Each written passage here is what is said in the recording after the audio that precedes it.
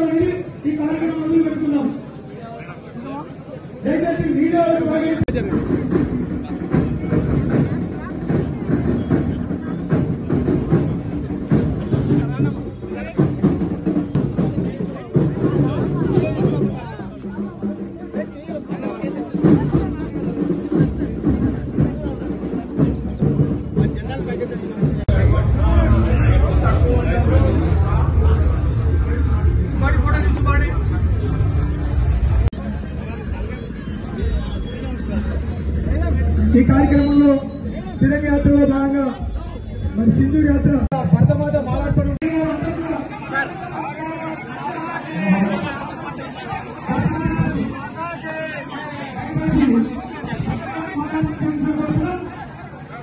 అంటే